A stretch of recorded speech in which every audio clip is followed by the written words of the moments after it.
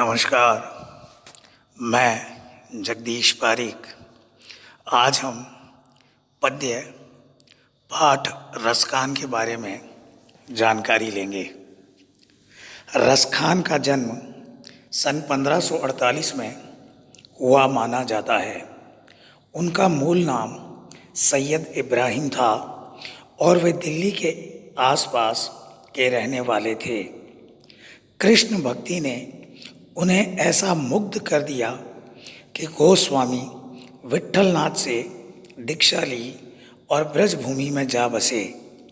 सन 1628 के लगभग उनकी मृत्यु हुई। सुजान, रसखान और प्रेम वाटिका उनकी उपलब्ध कृतियां हैं। उनके द्वारा लिखे गए जो पद हैं, उनके द्वारा लिखे गए जो सवैये हैं, दोहे हैं, सुजान, रसखान और प्रेम वाटिका में उपलब्ध हैं।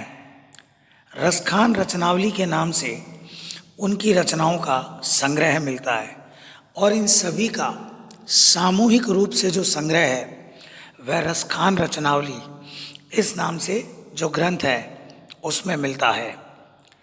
प्रमुख कृष्ण भक्त कवि रसखान की अनुरक्ति न केवल कृष्ण के प्रति प्रकट हुई है बल्कि कृष्ण भूमि के प्रति भी उनका अनन्य अनुराग व्यक्त हुआ है। उनके काव्य में कृष्ण की रूप माधुरी, ब्रज महिमा, राधा कृष्ण की प्रेम लीलाओं का मनोहर वर्णन मिलता है।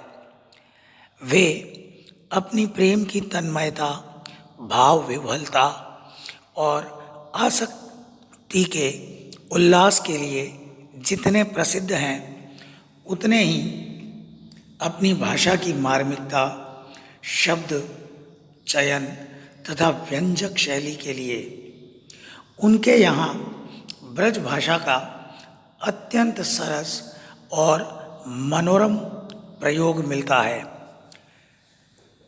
परीक्षा में यदि इस पाठ में से कोई सवैया, कोई पद पूछा जाता है और पूछा जाए अवतरण की, काव्यांश की भाषा कौन सी है, तो भाषा ब्रज है।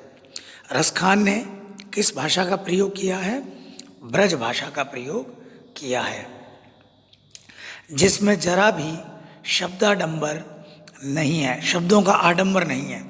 बिल्कुल सहज, सरल, सटीक और सीधी बात यहाँ संकलित, यहाँ अर्थात इस पाठ में यहाँ संकलित पहले और दूसरे सवैये में कृष्ण और कृष्ण भूमि के प्रति कवि का अनन्य समर्पण भाव व्यक्त हुआ है। तीसरे छंद में कृष्ण के रूप सौंदर्य के प्रति गोपियों की उस मुग्धता का चित्रण है जिसमें वे स्वयं कृष्ण का रूप धारण कर लेना चाहती है।